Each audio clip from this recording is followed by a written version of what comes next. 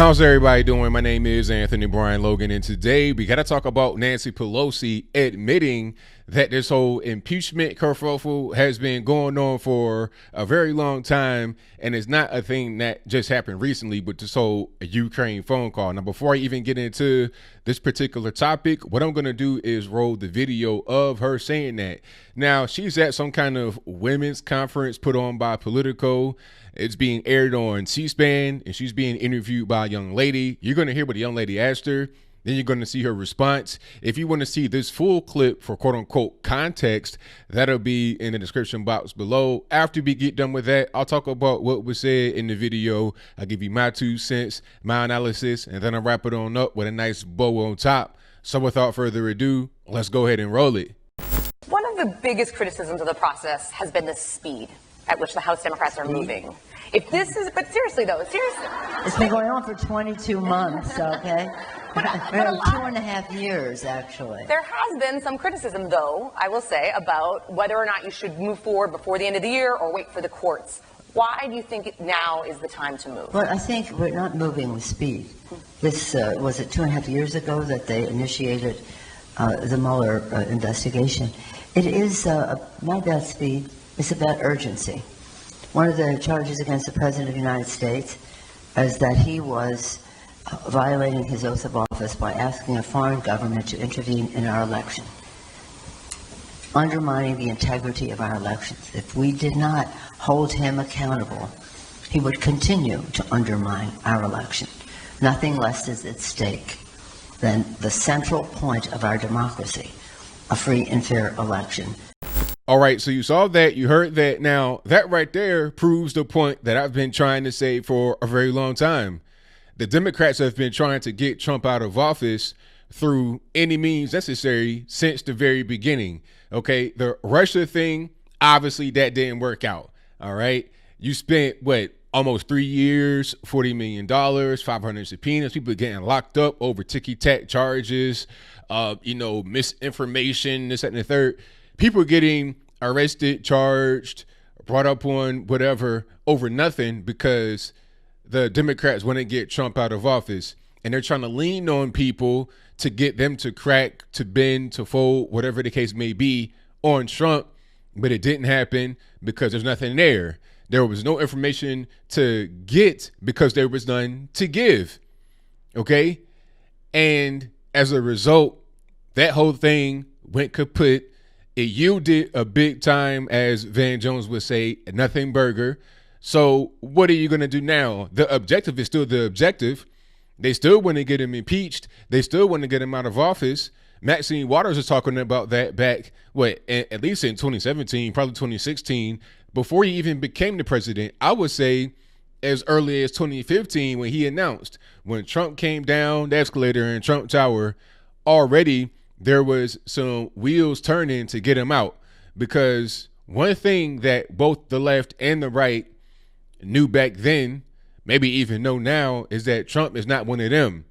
You know, he's not part of the establishment, not part of DC. He's not a DC guy. Although he is a rich guy and knows about politics, he's not a DC guy specifically. He's not part of their quote unquote club. So they wanted to get him out from the very beginning. Okay, the first thing was talking about Stormy Daniels and the sexual assault allegations, the Access Hollywood tape with Billy Bush. That was the first thing. That didn't work. Okay, then it was this whole thing about, oh, he's a racist.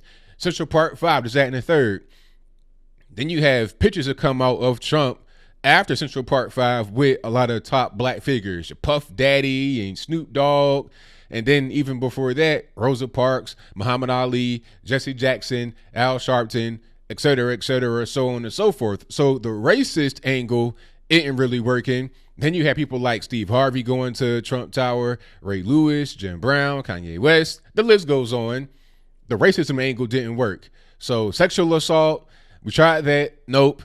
Racism, we tried that. Nope. Okay, let's just say he's corrupt and colluding with the Russians. Let's make the Russians into the bad guy yet again. Let's recreate the Red Scare from back in the day right now in the late 2010s decade going into the 2020 decade. Let's revitalize that whole thing. So if you get mentioned as being favorable to the Russians or Vladimir Putin, the Russian Federation or whatever, we're going to make you be just an evil person that needs to get put up under Gitmo. You're basically a terrorist, essentially. So that was what they hinged a lot of money on, a lot of time, a lot of energy, campaigns to run on this. And at the end, nothing happened. People got locked up that were affiliated with Donald Trump over nothing, like Papadopoulos and Roger Stone. But Trump is still here. Trump is still going strong. Matter of fact, his numbers are going higher. So nothing that they have done to this particular point in time has worked. And now we have the Ukraine situation. Oh, the phone call was inappropriate. He was trying to get the Ukrainians to interfere with the election. Russia didn't work. You're going to go right next door to Ukraine.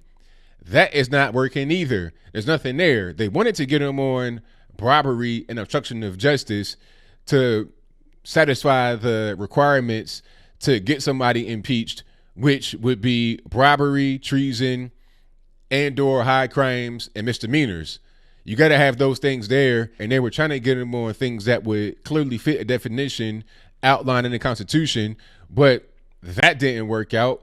Now they got to get him on abusive power, obstruction of Congress, a thing that has no ability to go forward at all.